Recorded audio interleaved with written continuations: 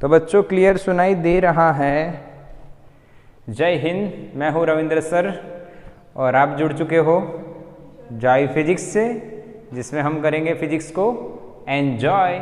और इसी एंजॉयमेंट का आज एक लेक्चर नया है जिसका नंबर है चैप्टर नंबर 3 का पॉइंट 4 और नाम है इस टॉपिक का जो आप पहले सुन चुके हो। क्या नाम है?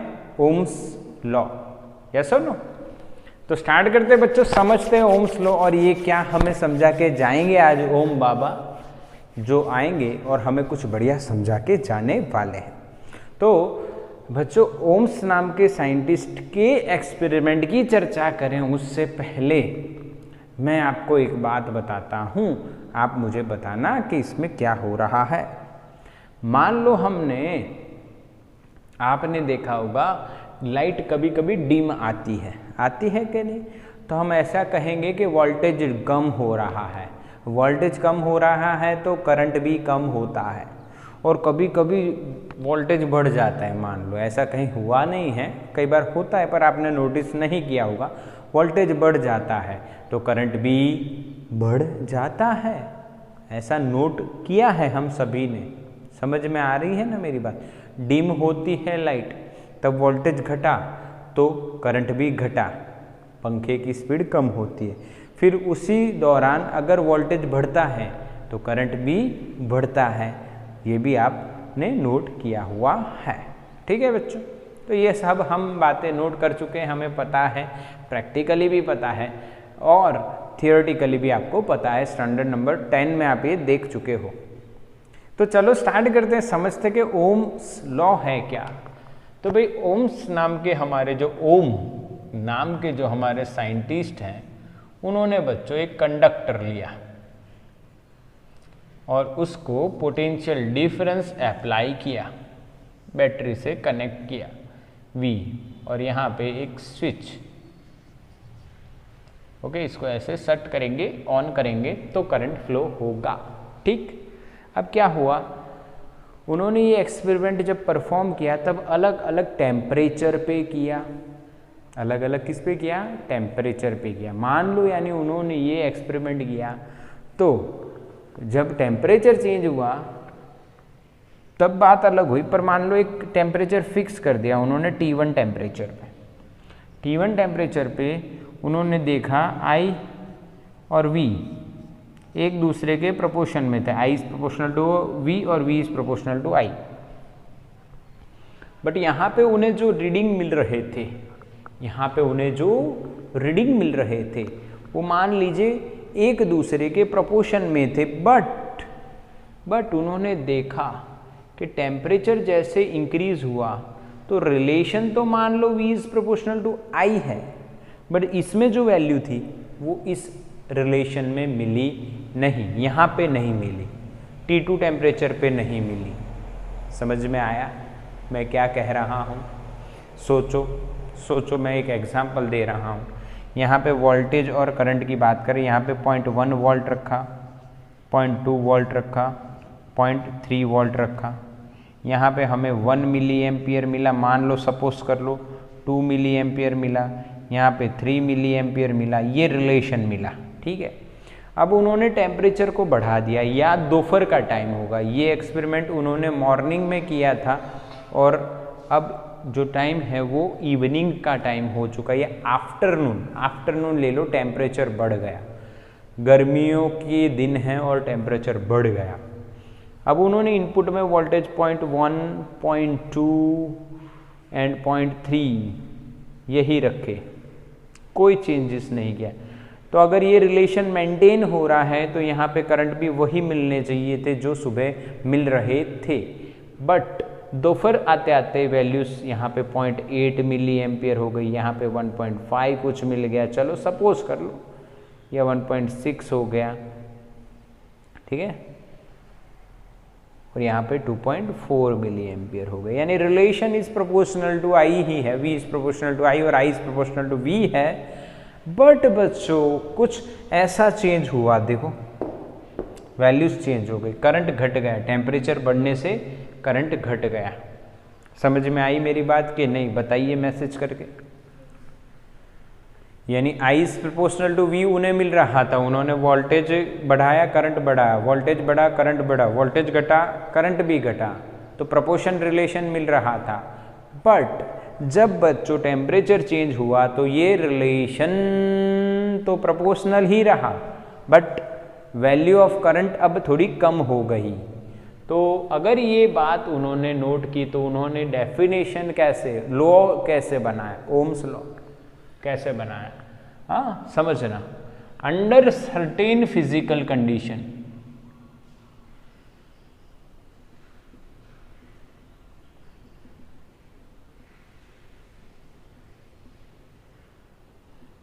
I is proportional to V, खत्म, समझ में आया। Current from the conductor is directly proportional to the potential difference applied across it. इतना पूरा लिखना है आपको नोट करना इस तरह से, पर लिखना जब एग्जाम होगी बोर्ड की तो पूरा लिखोगे। क्या लिखोगे, अंडर सर्टेन फिजिकल कंडीशंस, और कंडीशंस लिख देते हैं यहाँ पे। Current from the conductor is directly proportional to the potential difference across the conductor as the potential difference increases across the conductor. Similarly, current from the conductor also increases, but there is a condition, under certain physical condition. अब इस condition में क्या है मेरे बच्चों, वो देख लीजिए। टेम्परेचर एंड प्रेशर ये दोनों कांस्टेंट रखने पड़ेंगे। कैसे रखने पड़ेंगे, कांस्टेंट रखने पड़ेंगे, ठीक है। टेम्परेचर एंड प्रेशर दोनों बच्चों कैसे रखने पड़ेंगे, कांस्टेंट रखने पड़ेंगे। समझ में आई मेरी बात के नहीं, कांस्टेंट रखने पड़ेंगे बेटा। क्यों कांस्टेंट रखने पड़ेंगे, क्योंकि इनके चेंज होते ही ये जो रिलेशन जो वैल्यूज देता है वो वैल्यूज चेंज हो जाती हैं, कुछ ऐसा होता होगा, वो आगे हम पढ़ने वाले हैं। बट अभी आपको याद रखना है क्या, under certain physical conditions I is proportional to V, I is proportional to V। Clear है ना, चलो बढ़िया। या V is proportional to I। Ohm's law का इक्वेशन कैसे लिखेंगे मेरे बच्चे, V is proportional to I या I is proportional to V। तो V इक्वल्स टू करेंगे बेटा, तो यहां पे एक कांस्टेंट आएगा, क्या आएगा, R। क्या कांस्टेंट आया बच्चों, R। ये इक्वेशन आपको याद रखना है, जो ऑलरेडी याद होगा मेरे हिसाब से। V is equals to IR, या वीर आप याद रख सकते हो, वीर, हाँ VIR, वीर, ठीक है। अब इसमें ये जो R है इसकी इंफॉर्मेशन लेते हैं। ये R क्या है बच्चों, आपको पहले से पता है, R है रेजिस्टेंस। क्या है R, रेजिस्टेंस। और इसके बारे में आपको भी पता है कि ये रेजिस्टेंस करंट को कंट्रोल करता है। जनरली हम क्या मानते हैं, रेजिस्टेंस करंट को डिक्रीज करता है, पर मैं जो बोल रहा हूं वो समझिए, रेजिस्टेंस करंट को कंट्रोल करता है। हमें जितना चाहिए उतना करंट हिसाब से हम सेट कर सकते हैं, रेजिस्टेंस है ये। व्हाट इज रेजिस्टेंस, तो resistance is the property of the material which opposes the flow of charge, or we can say current, property of the material which opposes flow of charge or current। Clear, इसको हम क्या बोलेंगे बच्चों, resistance. अब इसका equation बनाएं तो आपको क्या मिलेगा यहाँ पे, V upon I, V upon I नीचे आ गया, और इसका यूनिट बनाओ तो V that means volt, I for ampere, volt पर एम्पियर, क्या रहेगा, वोल्ट पर एम्पियर। और इसको आप ओमेगा से डिनोट करते हो और इसका नाम रहता है ओम। ये एक और यूनिट है, दोनों आपको याद होने चाहिए। ये तो डायरेक्टली फ्रॉम द इक्वेशन है, बट ये वाला साइंटिस्ट ओम उनके खुद के नाम से रखा गया है, रेजिस्टेंस। ठीक है, चलो अब इसका बताइए डायमेंशनल फॉर्मूला क्या होगा। तो MLT क्या होगा। तो आपको वोल्ट का पता है कितना, 12 - 31, और एम्पियर ऊपर आएगा तो -1 एक और हो जाएगा तो -2। ये आपको याद रख लेना है क्योंकि रह जाएगा ना। यस, 12 - 32, समझ में आया। 12 - 32 ये याद रख लेना है बेटा। याद रख लेना है कैसे, एकदम सिंपल तरीका है। वोल्ट का क्या होता है, 12 - 31, चैप्टर नंबर 2 में देखा था। वोल्ट पर एम्पियर का क्या होगा, 12 - 32, खत्म। अब उसके बाद ये किस पे डिपेंड करता है, ये दिख तो रहा ना, रिकॉर्डिंग में देख लेते, रुको। यस, दिख रहा है बेटा, क्लियर दिख रहा है। ये किस पे डिपेंड करता है, डिपेंड्स ऑन, आप इस इक्वेशन से देखो तो क्या आप देखोगे कि भाई आर रेजिस्टेंस डिपेंड्स ऑन, आप इससे कहोगे कि भाई सर V और I पे डिपेंड करता है, पर ये गलत बात है। Depends on dimensions, that means length हो गई बच्चों, एरिया हो गया, ठीक है, फिर मटेरियल, कौन सी क्वालिटी का मटेरियल है, एंड टेम्परेचर। इन तीन चीज़ों पे डायमेंशंस, दैट मीन्स साइज और शेप की बात कर लीजिए आप, चलेगा, मटेरियल और टेम्परेचर, रेजिस्टेंस, इन तीनों चीज़ों पे डिपेंड करता है। Not on potential and current, V और I पे नहीं डिपेंड करेगा, क्योंकि V अपॉन I का जो कांस्टेंट होगा, अब यानी V बढ़ेगा तो I बढ़ जाएगा ना, तो रेशियो क्या रह जाएगा, कांस्टेंट, यानी V और I पे नहीं डिपेंड करता है। आप ऐसा नहीं कह सकते V बढ़ाने से रेजिस्टेंस बढ़ जाता है, I बढ़ाने से रेजिस्टेंस घट जाता है, ऐसा नहीं होता है। आपने करंट बढ़ाया रेजिस्टेंस घट गया, ऐसा कहीं नहीं होता है बेटा, क्योंकि V और I एक दूसरे के प्रोपोर्शन में हैं। V बढ़ा I बढ़ा, I बढ़ा V बढ़ा, घटा तो घटा, बढ़ा तो बढ़ा। इसलिए R does not depend on V and I, but it depends on dimensions, material and temperature. ये क्या जाने आप बेटा, R के बारे में। किसके बारे में जान रहे हो मेरे बच्चों, R के बारे में, बिल्कुल पक्का करना है। चलिए अब इधर देख लीजिए, थोड़ी सी और बात कर लेते कंडक्टेंस की, जिसको हम G से डिनोट करते हैं। अब ये मैं क्यों बता रहा हूं, जब आप रेजिस्टेंस जानते हो तो उसका उल्टा भी जान लेना कोई बड़ी बात नहीं है। Resistance is the property of material which opposes the flow of charge और करंट। उसका उल्टा, conductance is the property of the material which allow us the flow of charge और करंट। ठीक है, तो इसका उल्टा हो जाएगा G = 1/R। ठीक है मेरे बच्चों, एकदम सिंपल। अरे जब आपको रेजिस्टेंस पता है तो कंडक्टेंस उसका उल्टा होता है, इसमें क्या बड़ी बात है। यूनिट देख लीजिए, डायमेंशनल फॉर्मूला बना लीजिए।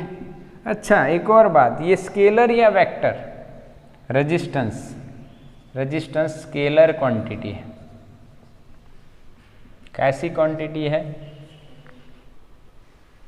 उसका कोई डायरेक्शन नहीं होता है।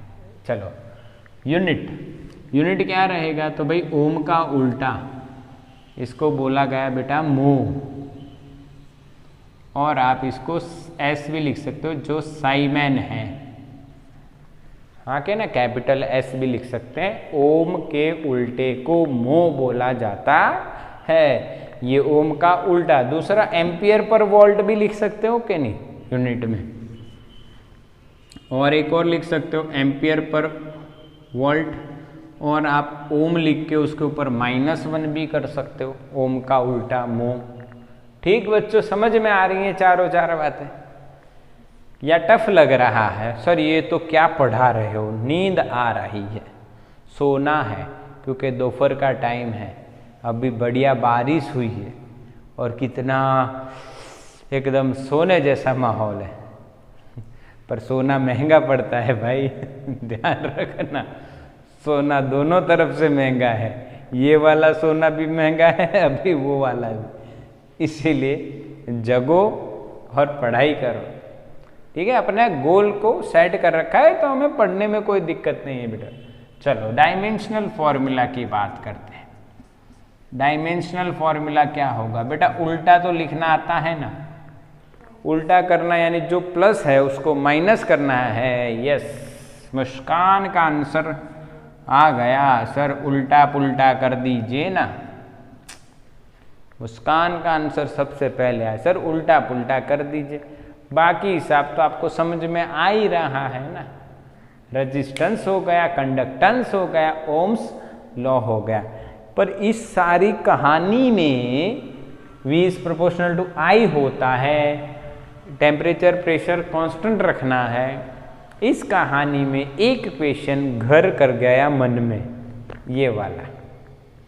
R does not depend on V and I, but it will depend on, or it depends on length, area, material, temperature।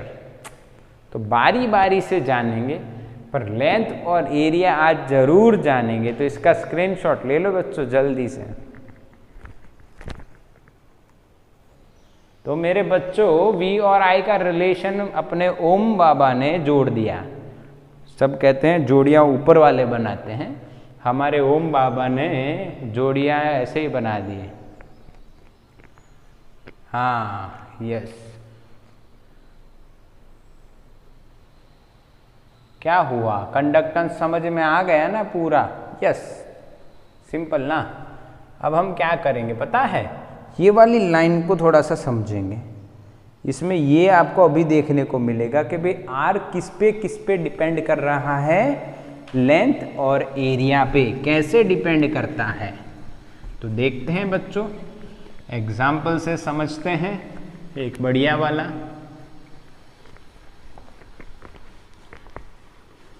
थोड़ा सा समय लग रहा है बोर्ड साफ करने में, बारिश का टाइम है भाई, ह्यूमिडिटी आ जाती है। ह्यूमिडिटी, ह्यूमिडिटी पता है आपको क्या? What is humidity? हाँ, ह्यूमिडिटी का मतलब क्या है? अभी यानी पानी, ह्यूमिडिटी क्या होती है पता है आप लोगों को? यस सर, ह्यूमिडिटी का मतलब क्या होता है? ह्यूमिडिटी, ह्यूमिडिटी का मतलब होता है कि भाई एयर में पानी के मॉलिक्यूल्स की मात्रा कितनी है। The measurement of the air molecule, sorry water molecules in the air is called humidity. जितने ज़्यादा मॉलिक्यूल एयर के अंदर पानी के, उतनी यानी मॉइस्चर बढ़ गया, यानी बहुत ज़्यादा ठंड है थोड़ी बहुत, और एकदम शांत वातावरण है। यानी ये सब रिलेटेड है, study of nature in physics, आपको पता है। पर हम लोग क्या समझने वाले हैं कि R कैसे L और A पे डिपेंड करता है। देखिए, तो हम एक कंडक्टर ले लेते हैं।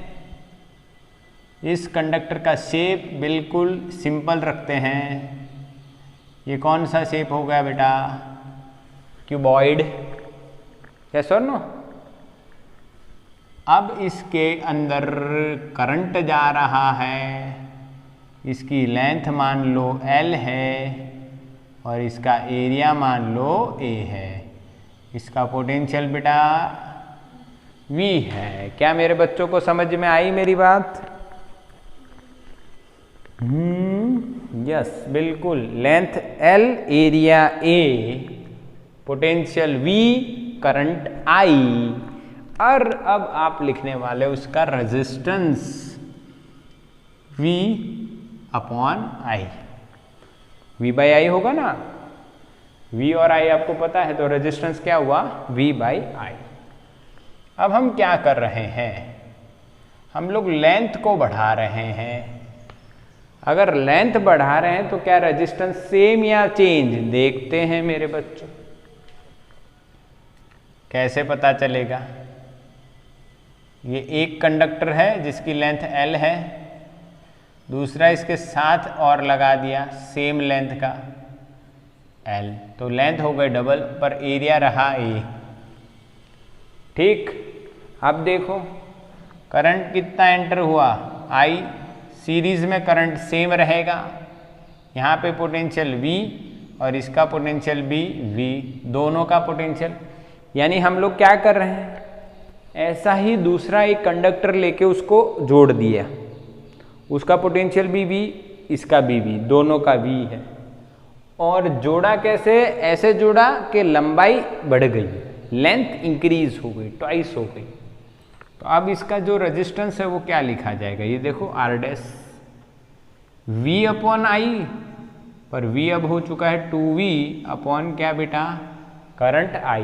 सीरीज में करंट सेम रहता है, पैरेलल में डिवाइड होता है, पैरेलल में अलग अलग होगा, सीरीज में तो सेम। इसका V और V टोटल पोटेंशियल कितना हो गया, दो टर्मिनल के बीच में, इस और इस टर्मिनल के बीच में 2V।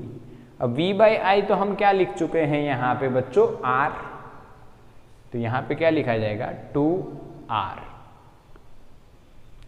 यानी लेंथ डबल करी तो रेजिस्टेंस भी डबल हो गया। मान लो आपने 3 गुना की होती, एक और L तो एक और V आ जाता, तो यहाँ पे 3V अपॉन I यानी 3R होता।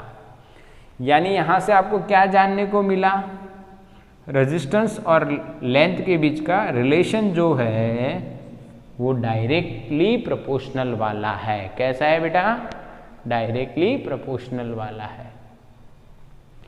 सेकंड केस में हम लोग क्या करने वाले हैं, हम लोग एरिया बढ़ा देते हैं। चलो क्या होता है देखते हैं। लेंथ बढ़ा के देखा तो लेंथ के रेजिस्टेंस डायरेक्टली प्रोपोर्शन में आता है। अगर एरिया बढ़ाते हैं तो क्या होता है, ये देख लेते हैं। तो ये एक तो था ही,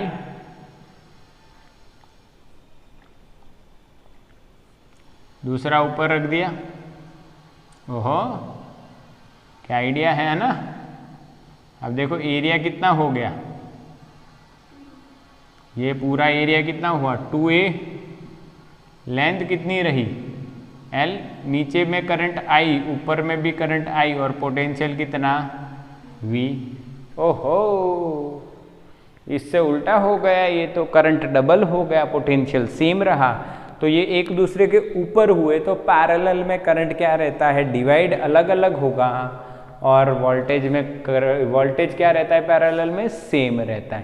तो अब इस केस में आप रेजिस्टेंस लिखते हो R डबल डैश।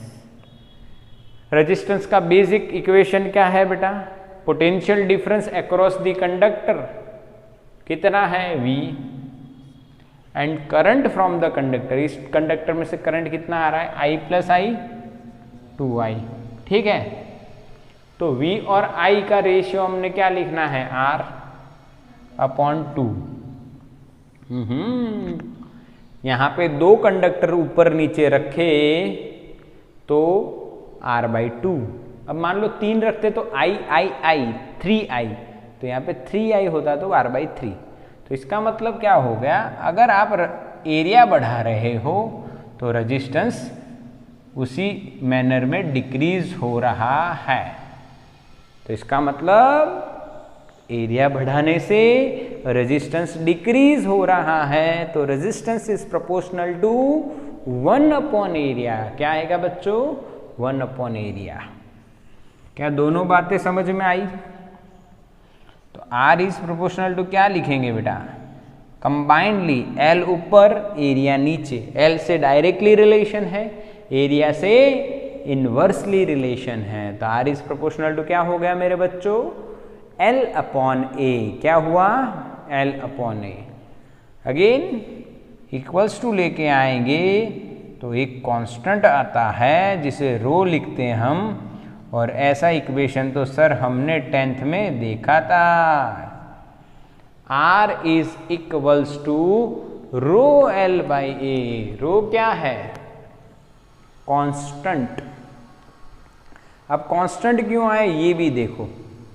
ये केस आपने मान लो लोखंड यानी कि आयन में किया और यही केस आपने एल्यूमिनियम में किया, सेम केस। तो लेंथ बढ़ाने से रेजिस्टेंस बढ़ता है पर आयन में अलग और एल्यूमिनियम का अलग मिलता है। दैट मीन्स सिर्फ L/A नहीं, एक और मटेरियल का फैक्टर भी आता है जो कांस्टेंट रहता है, जिसको हम रेजिस्टिविटी कहते हैं। जिसको हम क्या कहते हैं बेटा? रेजिस्टिविटी। तो यहाँ पे अब इंफॉर्मेशन हम किसकी लेने वाले हैं? रो, जिसे हम क्या कहते हैं? रेजिस्टिविटी। क्या है बेटा ये? Resistivity, rho. ये है constant. R is proportional to L/A का इक्वेशन में हमें रखना है कांस्टेंट रो, जिसको रेजिस्टिविटी बोलते हैं हम लोग। रो का इक्वेशन हो जाएगा RA/L। यहाँ पे देखो RA/L, सिंपल। इसका यूनिट क्या होगा? Ohm into meter. कैसे? कैसे? Ohm meter square upon meter. Area का क्या होता है? Metre square. और लेंथ का क्या होता है? मीटर। तो metre square upon metre, that means metre. समझ में आया? ओके। अब इसका डायमेंशनल फॉर्मूला बना दो भाई। ओम का तो आपको पता ही है, 12 माइनस 32, उसमें 1 मीटर ऐड हो जाएगा तो 13 माइनस 32। क्या बच्चों समझ में आया? 13 माइनस 32 क्या होगा? 13 माइनस 32। समझ में आया ना? 13 T-3A-2। ठीक। अच्छा, ये किस पे डिपेंड करता है भाई? ये depends on material and temperature. Temperature पे डिपेंड करता है, मटेरियल पे डिपेंड करता है। कौन? रेजिस्टिविटी। समझ में आ गया बच्चों? क्लियर है कि नहीं? बोलो, समझ में आ रहा है ना? यस और no? Depends on material and temperature. Yes, बिल्कुल क्लियर। अच्छा, अब रेजिस्टिविटी के बाद सिग्मा भी देख लो ना, उसका उल्टा कंडक्टिविटी, उसका उल्टा करना है बस, और कुछ भी नहीं है। सिग्मा का इक्वेशन क्या होगा? 1/ρ होगा बेटा। यूनिट क्या हो जाएगा? यूनिट हो जाएगा मो इंटू मीटर माइनस 1 और साइमेन मीटर माइनस 1। डायमेंशनल फॉर्मूला भी उसका उल्टा करना है और कुछ भी नहीं। -1 -3 +3 +2, ये आ गया आपका dimensional formula of conductivity. Depends on material and temperature. क्या मेरे बच्चों को समझ में आया कि ओम्स लॉ में R is proportional to L/A कैसे हुआ? R does not depend on the V and I, it depends on the length and cross sectional area। बिल्कुल क्लियर? तो स्क्रीनशॉट ले लो इसका। चलो